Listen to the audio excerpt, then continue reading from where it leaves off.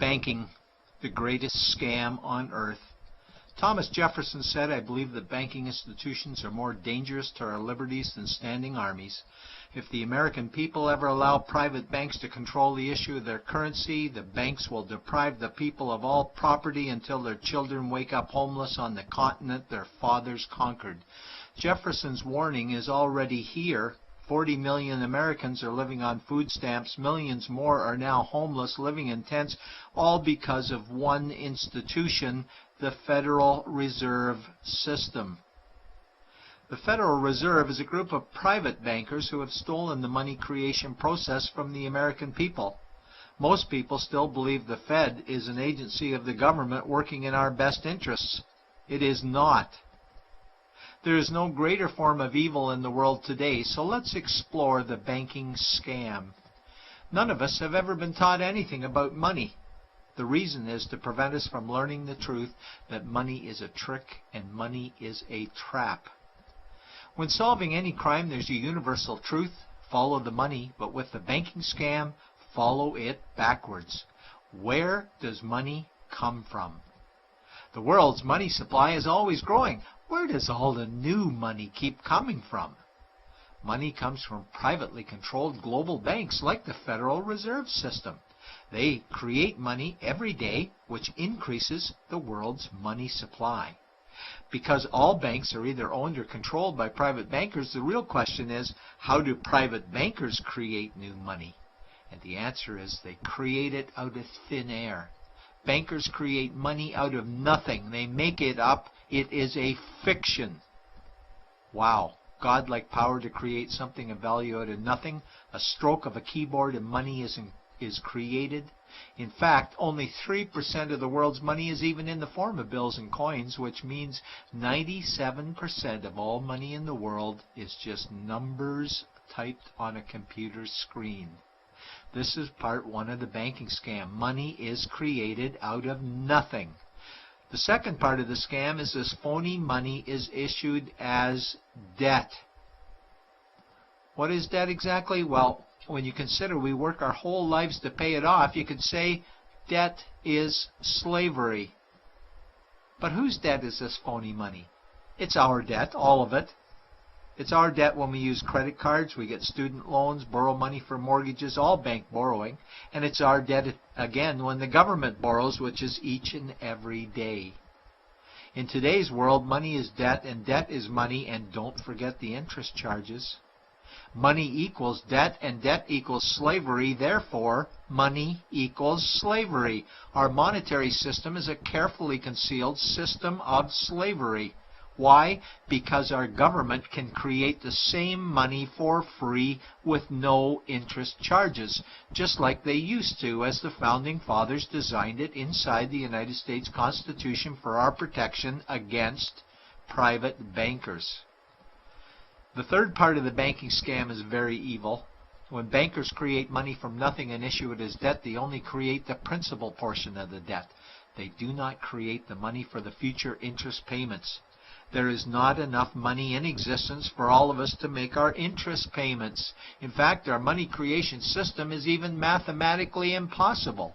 Money issued by the banks, principal debt, does not equal the money demanded back to the banks, principal plus interest.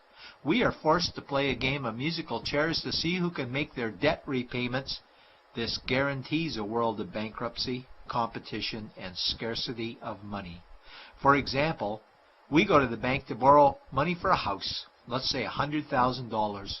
The moment we sign the loan document, the bank creates the money out of thin air. A $100,000 debit gets registered for us and a $100,000 secured credit for them. Then one of two things happens. Either we give the bank 30 years of labor making house payments totaling $300,000 for the original $100,000 we borrowed, or the bank takes our house. The bankers get either our labor for life or our house, and often they get both, all from money created out of thin air and issued as debt, for money made out of nothing. This is why all the bankers end up with all the assets. The fourth part of the banking scam is inflation. People think inflation is prices and costs increase. A better answer might be the value of our money always goes down.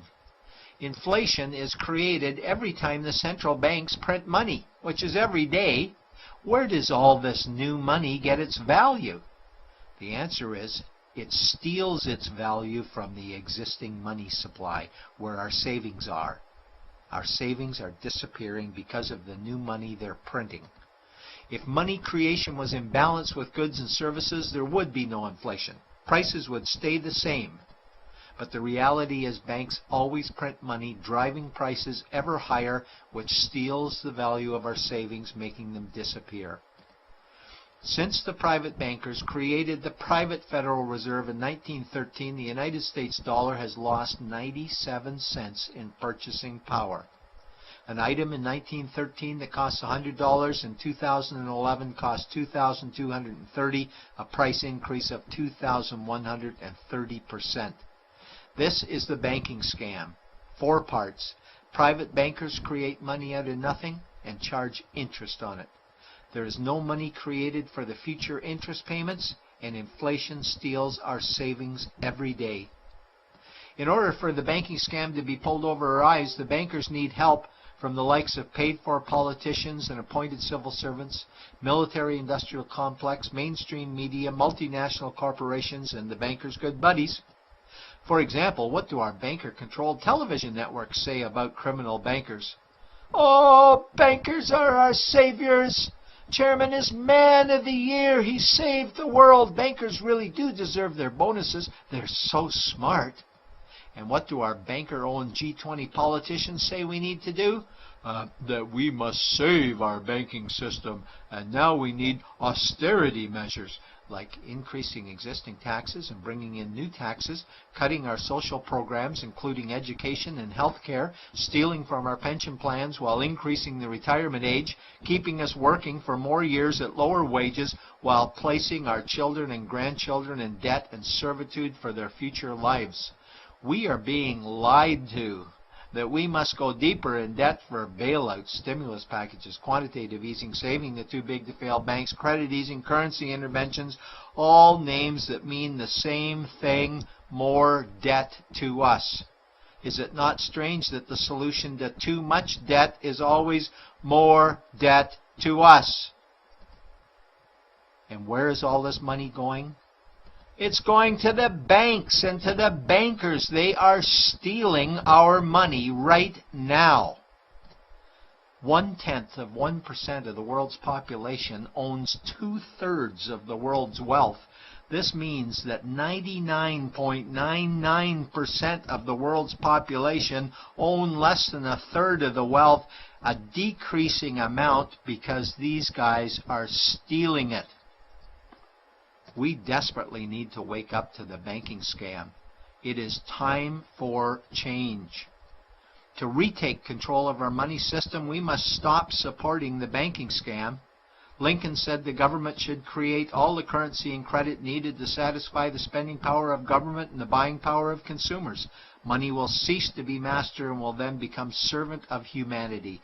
And Jefferson said the issuing power of money should be taken from the banks and restored to the people to whom it properly belongs.